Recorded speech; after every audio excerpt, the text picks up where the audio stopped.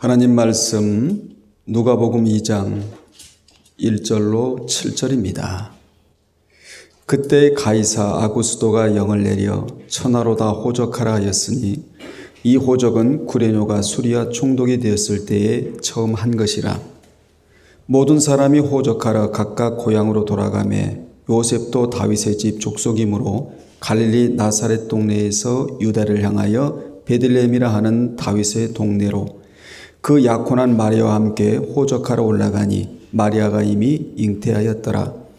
거기 있을 그때에 해산할 날이 차서 첫 아들을 낳아 강보로 싸서 구유에 뉘었으니 이는 여관에 있을 곳이 없음이라라. 아멘. 이 시간에는 예수님의 베들레헴 탄생이라는 제목으로 은혜 나누겠습니다.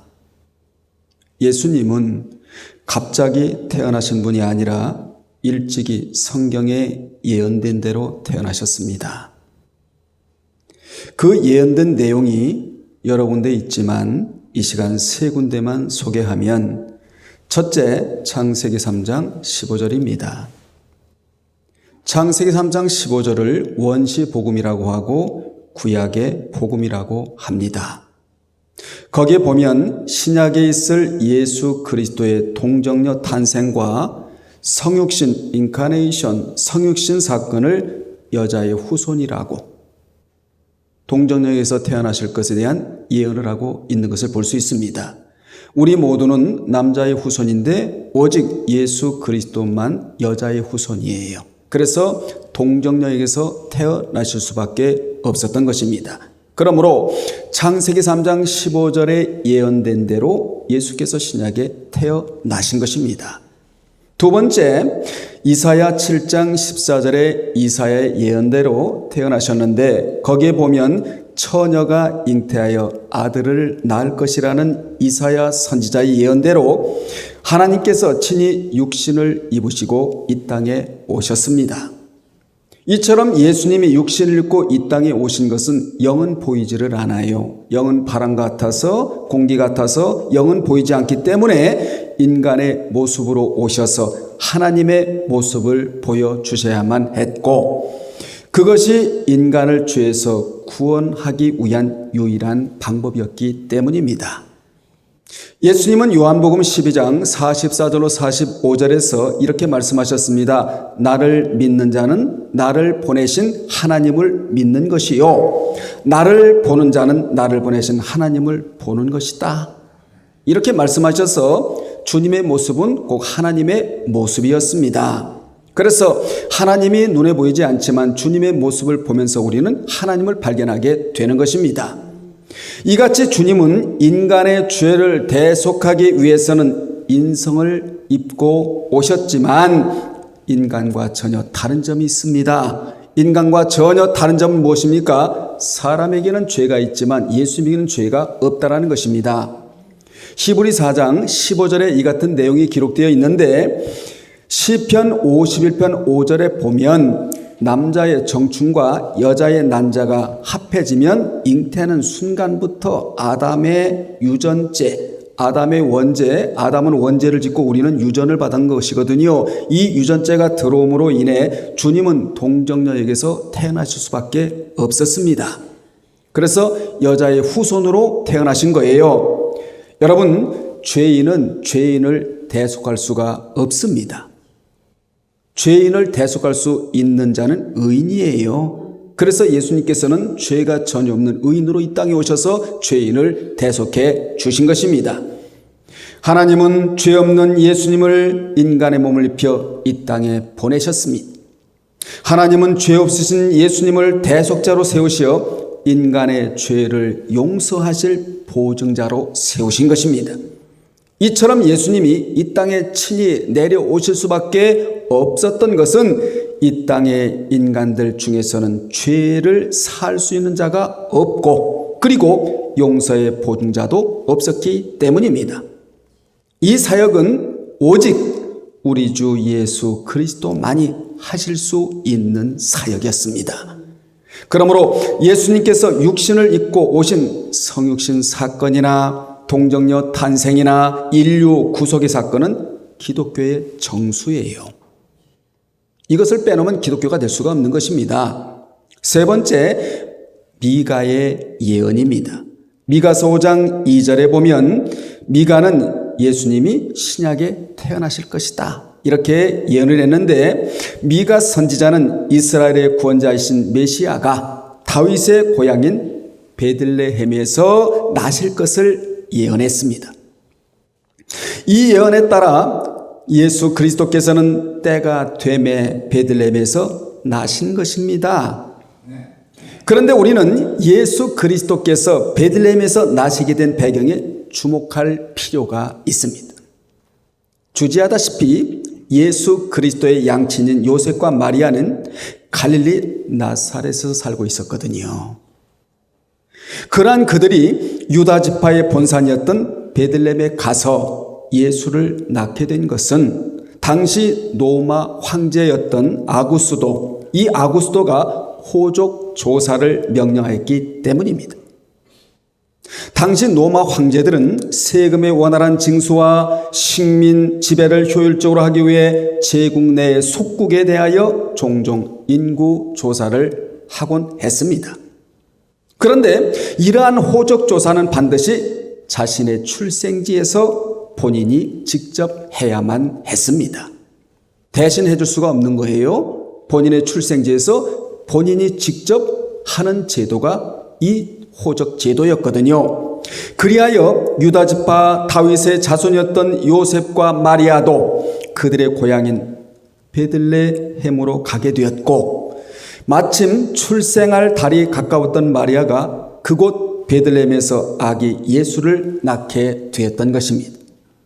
우리는 본문에서 왜 그렇게도 예수 그리스도가 베들레헴에서 탄생한다, 베들레헴에서 탄생한다, 이 사실을 강조하고 있는지를 알아야 됩니다.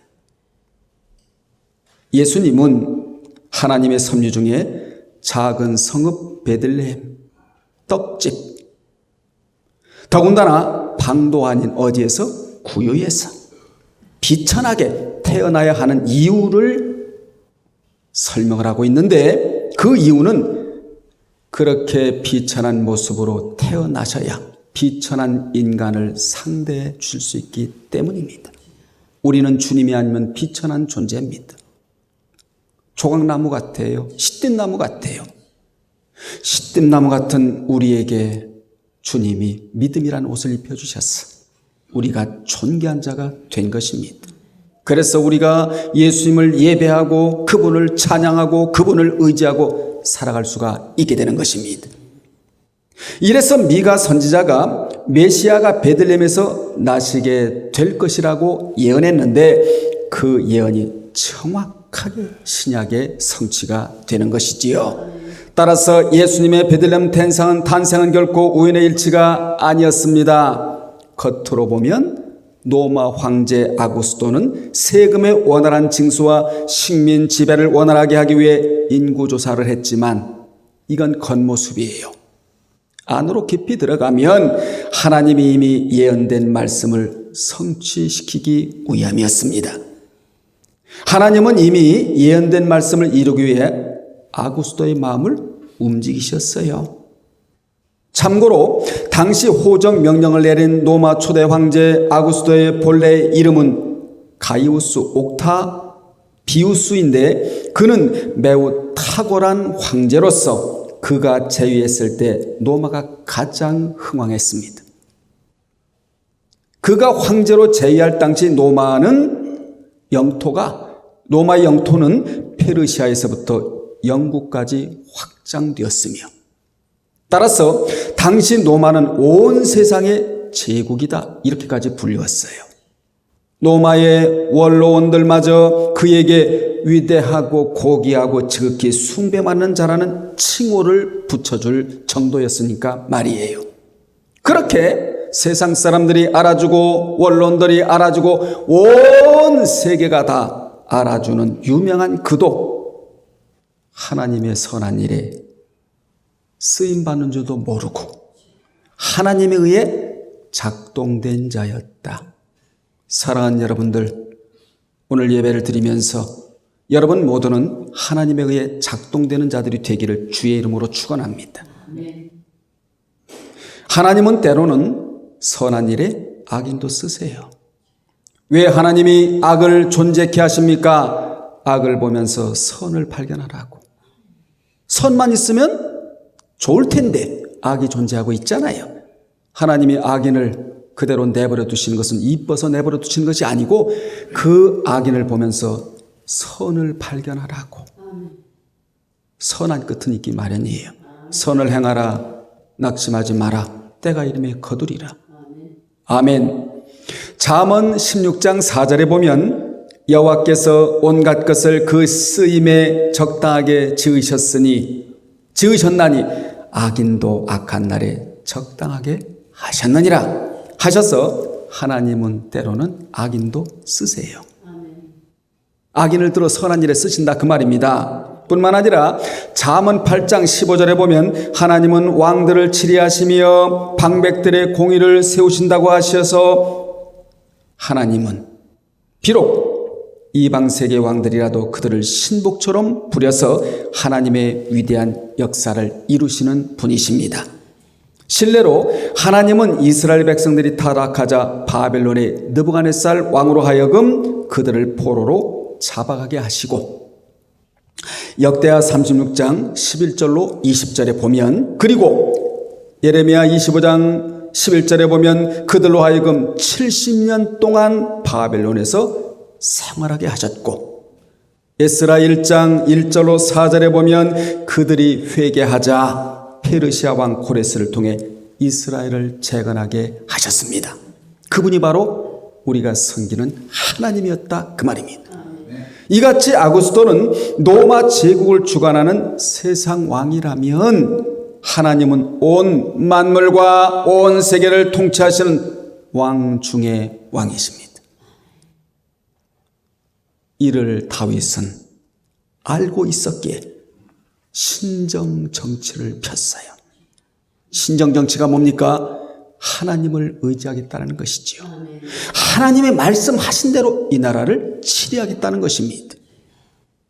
그는 나는 세상의 임시적인 왕이지만 우리 하나님은 내 위에 계신 영원한 왕이란 사실, 영원한 만왕의 왕이라는 사실을 알았습니다.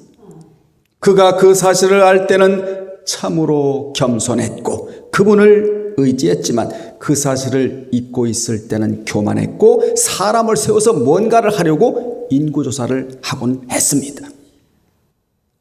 여러분, 세상의 모든 역사는 하나님에 의해 돌아갑니다. 여러분의 가정도 하나님에 의해 돌아갑니다. 여러분의 자식들도 하나님에 의해 돌아갑니다. 여러분 자신도 하나님에 의해 돌아가는 거예요. 이같이 아구스토는 자신의 목적에 따라 호적조사를 명했지만 그 배후에는 역사의 주관자이신 하나님의 보이지 않는 섭리가 작동하고 있었습니다. 그러므로 우리도 알고 보면 하나님의 섭리 중에 살아가고 있어요. 우리가 한 세상을 살면서 때로는 내 인생이 왜 이렇게 힘들까? 왜 이렇게 나만 어려울까? 왜 이렇게 나만 괴로울까? 이렇게 할 때도 있지만 섭리적으로 보면 하나님이 인생의 프로그램을 갖고 계시면서 그 프로그램대로 움직이세요. 이걸 인정하는 자는 주권 사상이 있는 자입니다. 힘들고 어려워도 때로는 아파도 나는 하나님의 주권 안에 들어가 있다. 이 사실을 인정하고 살면 우리 하나님은요 어렵게만 내버려 두시지 않습니다. 괴롭게만 내버려 두시질 않아요. 살다 보면 좋은 날도 있고 굳은 날도 있고 중요한 것은 하나님의 섭리를 역행하지 않고 그분의 섭리대로 따라 살아가는 겁니다. 솔직히 말하면 우리가 살아가는 것이 아니고 살아드리는 거예요. 말씀대로 살아드리는 겁니다. 오늘 유아숙 강사님 간증 너무 오래가 됐잖아요. 여러분 살아드린다는 거 쉽지 않아요. 살기는 쉬워요. 내 뜻대로 내 마음대로 내 방법대로 살기는 너무 쉬운 거예요. 그러나 하나님의 뜻대로 살아드리는 것은 결코 쉽지 않습니다. 그런데 우리는 하나님의 뜻대로 살아드려야 되는 거예요. 그렇다면 예수께서 베들레헴에서 탄생하신 구체적인 이유가 무엇입니까? 첫째, 예수님은 영원한 다윗의 왕국을 세우고자 오셨습니다. 이 내용이 4절로 5절인데 4절에서 5절을 보면 요셉이 다윗의 후손인 것이 매우 강조되어 나타납니다. 즉 요셉이 다윗의 자손인 거로 호적을 하기 위해 정혼한 아내 마리아와 함께 다윗의 동네인 어디로 갔다는 것이죠? 베들레헴으로 갔다라고 본문에 기록하고 있는데 여기서 굳이 요셉이 다윗의 자손인 사실을 강조하는 이유가 무엇인 줄 아십니까? 그것은 바로 위에서 설명드린 대로 예수께서 성경의 예언대로 다윗의 자손으로 베들레헴에서 나셨음을 강조하기 위함입니다.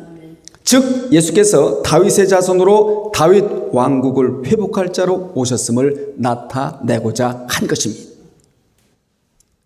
구약에서 메시아와 관련된 예언은 거의가 다윗의 왕국과 관련되어 있습니다.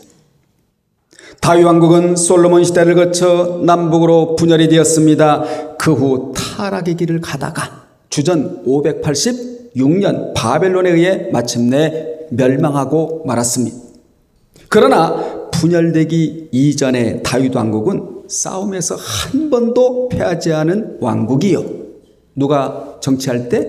다윗이. 무슨 정치할 때? 신정 정치를 할 때 한 번도 싸움에서 패하지 않은 왕국이요.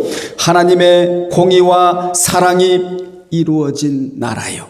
평화와 발전이 있던 나라며 당시 팔레스틴은 물론 중근동의 최강의 나라로 호령하던 영광의 왕국이었습니다.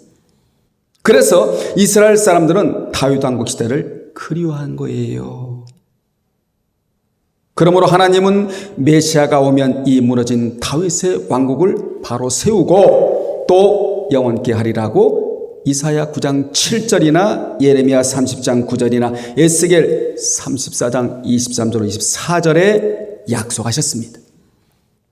이같이 하나님께서 메시아 왕국을 다윗 왕국으로 표현하신 것은 그 군왕인 다윗의 신앙 공로 때문이에요.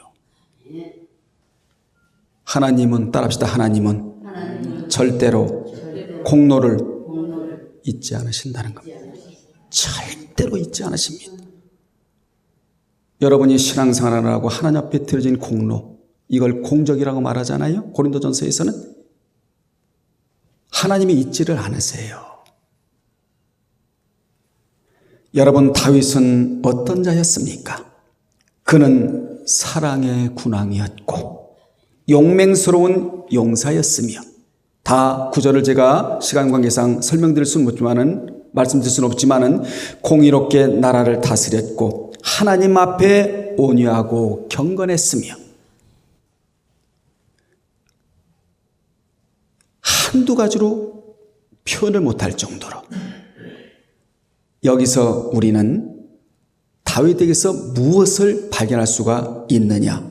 그리스도의 성품을 발견할 수 있습니다. 그는 그리스도의 성품에 관한 행위를 일삼느라고 하나님을 찬양하는 성가대도 조직했고 격식있는 예배도 만들었습니다. 더 나아가 하나님의 성전을 지으려고 평생 준비를 했습니다. 그는 결국 다시 오실 그리스도의 표상이었다.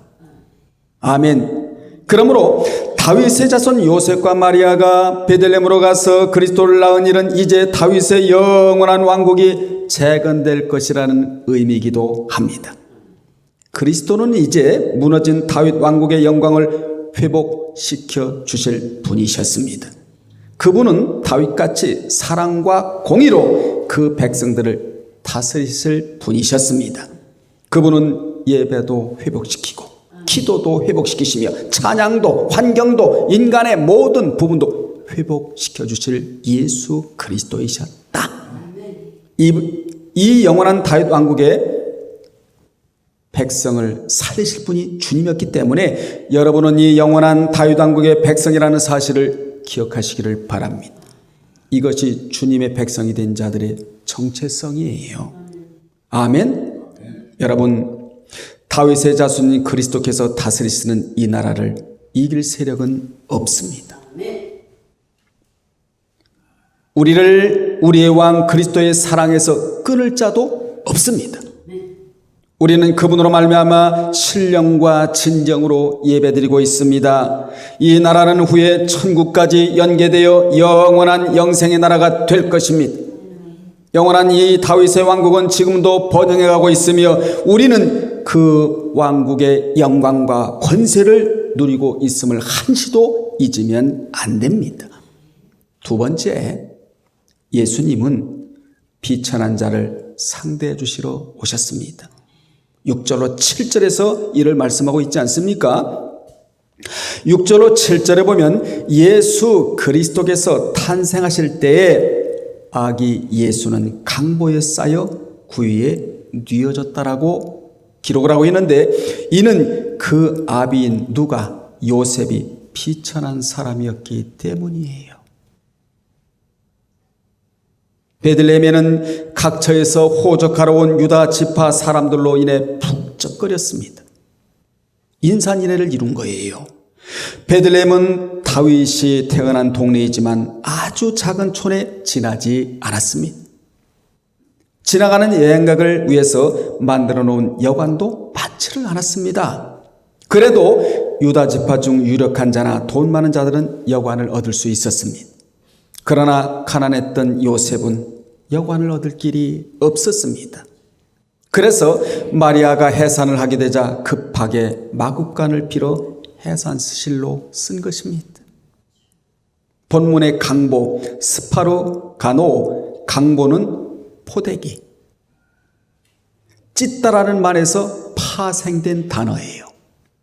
그러므로 신생아를 감아 덮을 천도 없이 가지고 있던 옷을 찢어 아기 예수님을 쌌던 것입니다. 얼마나 비천합니까, 여러분? 그러니 얼마나 요셉이 비천하고 초라한 상태입니까? 이를 이사야 선지자는 이사야 53장 2절에서 주님이 그같이 태어날 것에 대하여 예언하기를, 그는 주 앞에서 자라나기를 연한 순 같고 마른 땅에서 나온 줄기 같았어. 고운 모양도 없고 풍채도 없은즉 우리의 보기에 흠모할 만한 아름다운 것이 없다고 예언을 했습니다. 여기 자라난다는 말은 하나님을 아는 지력과 마음의 중심을 견고하게 하는 심력과 육력을 이기는 영력을 뜻해요. 주님이 자라나실 때 이러한 세 가지 힘이 있었다는 것입니다. 누가복음 2장 40절을 참조하시기를 바라고, 여러분, 아무리 비천해도 마국간에서 출생한 사람은 없습니다. 그런데 우리 주님은 인간으로 오시되 이렇게 아주 비천한 신분으로 오셨습니다. 뿐만 아니라 그분의 삶도 영광스러운 적이 없었습니다. 그분의 고백을 한번 들어보실랍니까? 여우도 굴이 있고 공중의 새도 집이 있으되 인자는 머리 둘 곳이 없다고 할 정도였습니다. 공생의 기간 동안 제대로 쉴 만한 방한 없이 이리저리 떠돌아다니셨습니다. 뿐만 아니라 종교 지도자들에게는 비웃음을 받고 고향에서는 멸시를 받았으며 친족들에게는 미쳤다고 이렇게 주님이 대접을 받으셨어요. 세상의 제자 가룟 유다에게는 배신까지 당하시면서 그것도 모자라 온갖 매질과 침뱉음과 십자가의 고난과 죽음을 당하셨습니다. 그분은 태어나실 때도 고난이었고 사역하실 때에도 마찬가지였습니다. 그분이 이렇게 비천하게 오신 이유는 비천한 저와 여러분을 상대해 주어야 하기 때문이에요. 아멘. 여러분, 고난을 겪어보지 못한 사람들은 비천한 자의 처지를 알 수 없습니다. 진정한 상대가 될 수가 없단 말입니다. 손을 잡아줄 수가 없습니다. 동정해 줄 수도 없습니다. 그래서 예수님은 비천하게 오실 수밖에 없었다라는 것이에요. 세 번째, 예수님은 영생의 양식으로 오셨습니다. 7절입니다. 예수님을 구유에 뉘우셨는데 구유는 말과 소의 먹이를 담는 가축의 먹이통이에요. 당시 구유는 웬만한 어린이가 속으로 들어가 누울 정도였습니다. 가축의 먹이통이 만왕의 왕 만주의 주의 요람이었던 것입니다. 그런데 그리스도께서 탄생하신 베들레헴의 지명의 뜻이 뭐지요? 떡집. 묘하게도 뭐예요? 떡집. 떡집이라는 뜻이거든요. 그분이 떡집에서 태어나신 것은 그분은 믿는 자를 위한 영생의 양식으로 이 땅에 오셨다. 이것을 보여주는 겁니다. 여러분 떡집에 머물러 사세요. 말씀 안에 머물러 사시기를 바랍니다. 그래서 천사들도 목자들에게 너희가 가서 강보에 쌓여 구유에 누인 아기를 보리니 이것이 너희에게 세메이온 표적이니라. 12절에 말씀하고 있잖아요. 가축의 먹이통에 담긴 아기가 구세주의 표적이라는 말을 그렇게 하고 있는 겁니다. 따라서 주께서 가축의 먹이통에서 탄생하신 것은 그분이 우리가 믿음으로 먹어야 할 영생의 양식임을 의미하고 있는 것입니다. 이를 사도 요한은 요한복음 6장 48절에서 주님이 곧 생명의 떡이니라. 그분이 생명의 떡이라는 것이지요. 그러므로 우리도 소와 말이 먹이통에서 양식을 먹어야 살듯이 우리도 매일 영원의 밥과 같은 하나님의 생명의 말씀을 섭취해야 살아갈 수가 있고 영원히 시들지 않게 되는 것입니다. 결론 내리겠습니다. 예수님이 이 땅에 오심으로 지극히 높은 곳에서는 하나님께 영광이요 솔리데오 글로리아, 하나님께 영광이요 땅에서는 기뻐하심을 입은 사람들 중에 평화가 조성이 된 겁니다. 하나님의 아들이 이 땅에 오신 것은 하나님께는 영광이요 그의 은혜를 입은 사람들에게는 평화를 가져다 주는 것입니다. 따라서 여러분은 이번 성탄 예배를 통하여 여러분의 앞날에 진정한 평화가 조성되기를 주님의 이름으로 축원합니다. 하나님께는 영광이요 땅에서는 평화로다. 하늘 위에서 내려온 이 평화가 또한 사랑의 물결이 영원토록 여러분의 영혼을 덮고 이 평화가 여러분의 가정에 있기를 주님의 이름으로 축원합니다. 기도하겠습니다. 하나님 우리 아버지, 오늘 우리가 고백을 합니다. 하나님께는 영광이요 이 땅에 각자의 성도들 가정마다 평화가 조성되게 하여 주옵소서. 예수님의 이름으로 기도합나이다. 아멘.